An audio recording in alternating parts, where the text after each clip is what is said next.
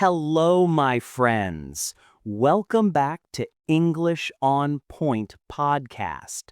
I'm Leo.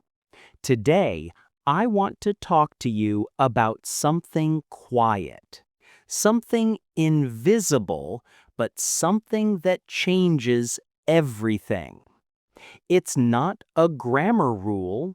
It's not a list of words. It's not even about speaking. It's about thinking. More specifically, thinking in English. You see, many learners spend years studying English, memorizing vocabulary, practicing pronunciation, even dreaming of fluency. But deep down, there's still a voice inside that says, I'll never think in English like a native. And so every time you speak, you translate. Every time you listen, you decode. Every time you write, you rearrange your mother tongue into English. It's exhausting, and it makes you feel like you're always one step behind. But what if I told you that thinking in English isn't a gift, it's a habit? And not just any habit, but one you can build gently every single day, starting right now. This isn't about becoming perfect. It's about becoming present. When you think in English, you stop living in two worlds. You step fully into one. And in that space, something magical happens. You start to feel English, not just speak it. In this episode, I'll share with you 7 gentle practices that help you shift from translating to thinking, from observing English to living in it. These aren't drills. They're not strict rules. They're small, quiet rituals you can do while making coffee, walking to work, or lying in bed at night. You don't need extra time. You don't need fancy tools. You just need a little awareness and a lot of kindness toward yourself. So take a deep breath, let go of the pressure to be fluent, and let's explore how to make English your inner voice, not just your outer one. Habit 1. Name your world in English. It starts with the simplest act, naming what's around you. When you wake up in the morning, before your mind fills with plans and worries, take 30 seconds to look around your room and silently name things in English. Bed, window, light, door, phone, water bottle. Don't describe them. Don't translate them. Just let the English word land in your mind like a soft raindrop.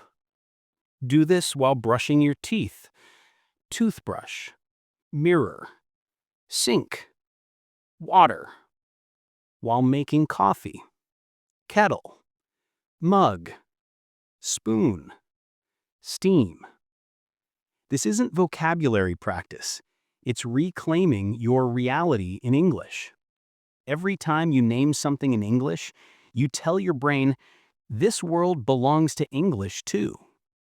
Over time, the gap between seeing and naming closes. You stop thinking, comma, and then remembering bed. You just see the bed, and the word bed appears.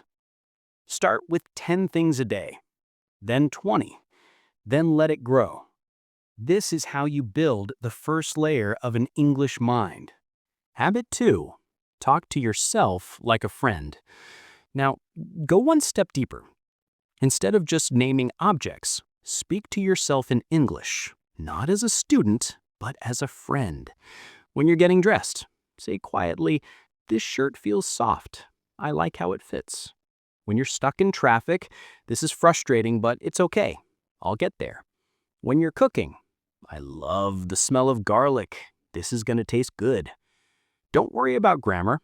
Don't aim for complexity. Just connect your inner experience to English words.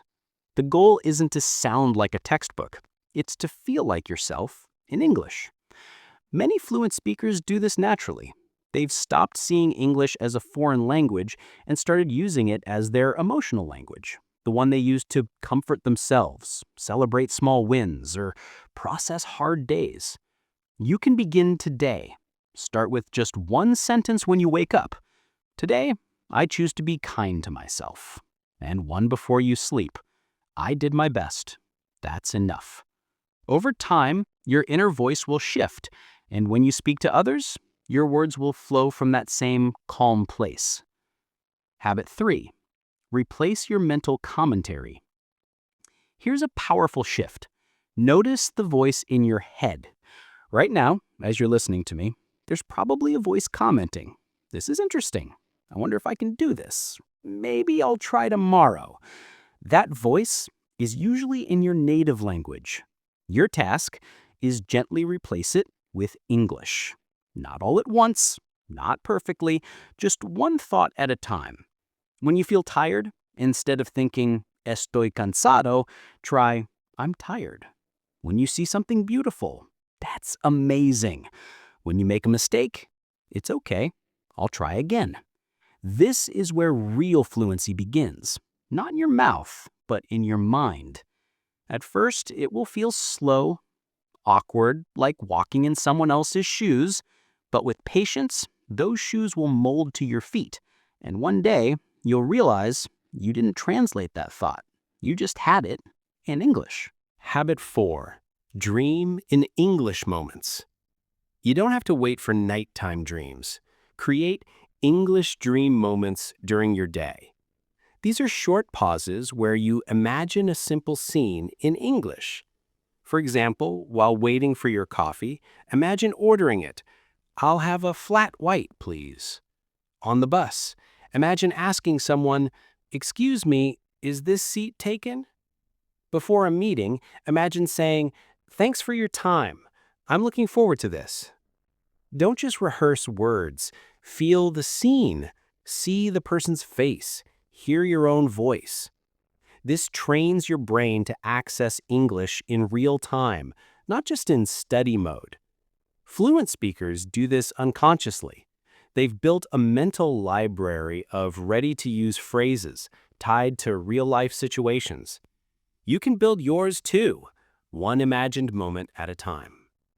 Habit 5. Keep an English thought journal. Now, let's bring it to paper. But not a vocabulary notebook, not a grammar log, an English thought journal. Every evening, write 2 to 3 sentences about your day in English, not perfect English, just honest English. "Today was busy, but I felt proud when I spoke up in the meeting. I missed my mom. I'll call her tomorrow. The sunset was golden. It made me happy." Don't edit, don't correct, just let your thoughts flow. This isn't about writing well, it's about thinking aloud on paper. Over time, you'll notice something beautiful. Your English starts to sound like you. Not a textbook, not a robot, you. And that's when English stops being a subject and becomes your voice. Habit 6. Listen to your own voice. Here's a practice many learners avoid, but it's transformative. Record yourself speaking in English. Not a performance, not a test, just a 60-second reflection. "Today, I learned that. One thing I'm grateful for is I'm feeling a little nervous about." Then listen back. Not to judge your accent or grammar, but to hear yourself as a speaker of English. Most of us have never truly heard our English voice. We're too busy worrying about mistakes. But when you listen with kindness, you'll hear something else. A person trying, a person growing, a person who belongs in this language. Do this once a week.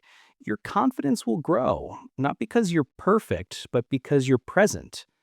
Habit 7. Let go of the translator. Finally, and most importantly, make peace with silence. When you're in a conversation and your mind goes blank, don't panic. Instead of scrambling to translate, breathe. Say to yourself, it's okay. I don't need to know every word. I can be here, in this moment, in English. Fluency isn't about filling every silence. It's about being comfortable in the space between words. The day you stop fighting the translator inside you and instead invite English to live in your thoughts is the day you become fluent. Not perfectly, but truly. Closing thoughts. My friends, thinking in English isn't a destination, it's a daily choice. It's choosing to name your coffee cup in English. It's whispering, I've got this, before a tough call. It's writing, I'm enough, in your journal at night. These small acts seem invisible, but they're building something real, an English mind that feels like home. So be patient, be kind, and trust that every quiet moment you spend in English is a seed.